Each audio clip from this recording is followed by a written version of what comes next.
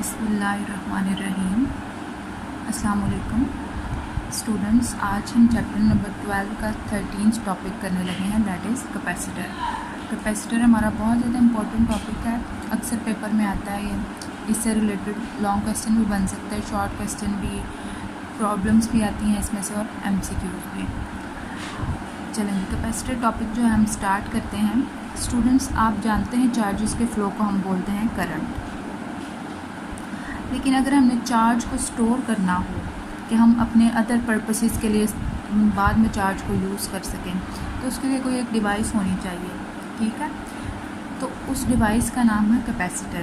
Capacitor एक ऐसी device है जो चार्ज को स्टोर करने के लिए यूज़ होती है। तो capacitor is a device to store charge, ठीक है जी। अब ये डिवाइस हम बना किस तरह सकते हैं, इसकी कंस्ट्रक्शन क्या होगी? इसकी कंस्ट्रक्शन है जी, आपके पास दो कंडक्टिंग प्लेट्स होंगी। जैसे कि मैंने साइड पे कैपेसिटर बनाया हुआ है, आपके पास ये दो पैरेलल प्लेट्स लगी हुई हैं, ये कंडक्टिंग प्लेट्स हैं। कंडक्टिंग इसलिए लेंगे क्योंकि इसके अंदर हमने चार्ज को स्टोर करना है, ठीक हो गया। ये प्लेट्स के बीच में डिस्टेंस d लिया हुआ है। और दूसरी जो कंस्ट्रक्शन में इम्पॉर्टेंट चीज़ है वो है मीडियम, और मीडियम को हम डाइलेक्ट्रिक ही मोस्टली बोलते हैं। यानी इन दोनों प्लेट्स के बीच में मीडियम कौन सा रखेंगे, ठीक है। ये डाइलेक्ट्रिक भी हो सकता है, फ्री स्पेस भी हो सकता है। तो कंस्ट्रक्शन में जो दो इम्पोर्टेंट चीज़ें थी वो थी कंडक्टिंग प्लेट्स और मीडियम। अब हम नेक्स्ट चीज़ देखेंगे, सिंबल क्या होता है कैपेसिटर का। Capacitor represented by two parallel lines, यानी कि इस तरह हम दो पैरेलल लाइंस के थ्रू कैपेसिटर को शो कर सकते हैं। कहीं पे अगर आपको पूरा कैपेसिटर का अपने सर्किट नहीं बनाना तो आप क्या करेंगे, जस्ट ये वाला सिंबल यूज़ करके कैपेसिटर को आप रिप्रेजेंट कर सकते हैं। चलें जी, अब कैपेसिटर की वर्किंग की तरफ चलते हैं, एक्सप्लेनेशन की तरफ। ये हमारे पास कैपेसिटर है, दो पैरेलल प्लेट्स हैं, इनके बीच में ये सेपरेशन है। इस डिस्टेंस को हमने d बोला हुआ है। हर जो प्लेट है उसका एरिया होगा a। एरिया क्या होता है, length multiplied by width, area होगा इसका कुछ, ठीक हो गया दोनों प्लेट्स का। अब जब आपने यहाँ पे एक बैटरी अटैच की हुई है इन प्लेट्स को पोटेंशियल प्रोवाइड करने के लिए, ये बैटरी का पॉजिटिव टर्मिनल है और ये नेगेटिव टर्मिनल है।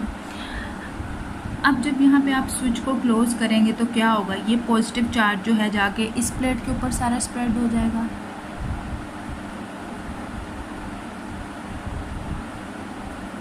और यहाँ से जो नेगेटिव साइड के साथ कनेक्टेड है बैटरी का टर्मिनल, यहाँ पे नेगेटिव चार्ज जो है स्प्रेड हो जाएगा।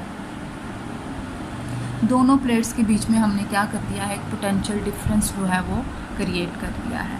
पॉजिटिव प्लेट के ऊपर चार्ज आ गया, जो पॉजिटिव साइड के साथ प्लेट कनेक्ट थी उसके ऊपर पॉजिटिव चार्ज आ गया, और जो नेगेटिव साइड के साथ प्लेट कनेक्ट है इसके ऊपर नेगेटिव चार्ज आ गया। अब यहाँ से हमने देखा कि पॉजिटिव नेगेटिव के ऊपर कितना चार्ज आया है, ये डिपेंड करता है कि आपने बैटरी का कितना ज़्यादा पोटेंशियल जो है वो अप्लाई किया हुआ है। यानी कि charge is directly proportional to voltage होगा यहाँ पे।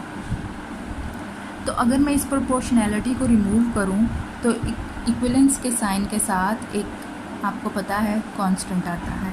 यहाँ पे कांस्टेंट है कैपेसिटेंस। अगर आपने खाली कैपेसिटेंस को देखना है तो capacitance is equal to charge per unit voltage के इक्वल होगा, ठीक है जी। Here C is the capacitance of the capacitor. अब हम नेक्स्ट देखते हैं कि कैपेसिटेंस क्या होती है। यहाँ तक हमने देखा कि एक तो मीडियम दोनों प्लेट्स के बीच में, और दूसरा कैपेसिटेंस जो है, ये दोनों बहुत ज़्यादा इम्पोर्टेंट फैक्टर्स होंगे किसी भी कैपेसिटर के लिए।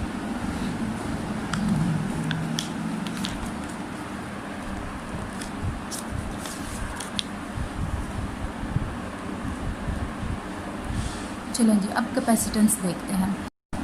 हाँ जी, तो अब हम देखेंगे कैपेसिटेंस क्या होती है। Capacitance is the measure of the ability of capacitor to store charge, यानी कि किसी भी कैपेसिटर की कितनी एबिलिटी है कि कितना चार्ज स्टोर कर सकता है, वो क्या कहलाती है, कैपेसिटर की कैपेसिटेंस। यानी कि अगर आपके पास एक ग्लास है, ठीक है, उसके अंदर आप वाटर फिल कर रहे हैं, तो जितनी गिलास की कैपेसिटी है उतना ही वाटर स्टोर कर सकेगा ना ग्लास। ये तो नहीं कि आप पानी डालते जाएं तो जो है पानी स्टोर होता जाएगा। एक लिमिट होगी कि ग्लास उसके बाद पानी को स्टोर करना बंद कर देगा। इसी तरह एक कैपेसिटेंस की भी एबिलिटी होती है कि ये कितना चार्ज स्टोर कर सकता है। ठीक है। तो उस एबिलिटी को हम क्या बोलते हैं, कैपेसिटेंस। और कैपेसिटेंस मैथमेटिकली इक्वल होती है चार्ज पर यूनिट वोल्टेज के। अब नेक्स्ट हम देखते हैं कि कैपेसिटेंस के यूनिट्स क्या होते हैं। द ऐसे units of capacitance are farad, यानी कि कैपेसिटेंस का यूनिट है फैरड, जो कि किसके इक्वल है, कूलम ओवर वोल्ट के इक्वल। यहाँ इस फार्मूला से कैपेसिटेंस का यूनिट फैरड और ये किसके इक्वल होता है, कूलम पर वोल्ट के इक्वल होता है। अच्छा जी, अब 1 फैरड जो होता है, फैरड जो है ये कैपेसिटेंस का यूनिट है। और 1 फैरड की जो डेफिनेशन है ये बहुत ज़्यादा इंपॉर्टेंट है, ये अक्सर पेपर में शॉर्ट क्वेश्चन के तौर पे आती है। ये देख लें आप ज़रा कि क्या होता है 1 फैरड।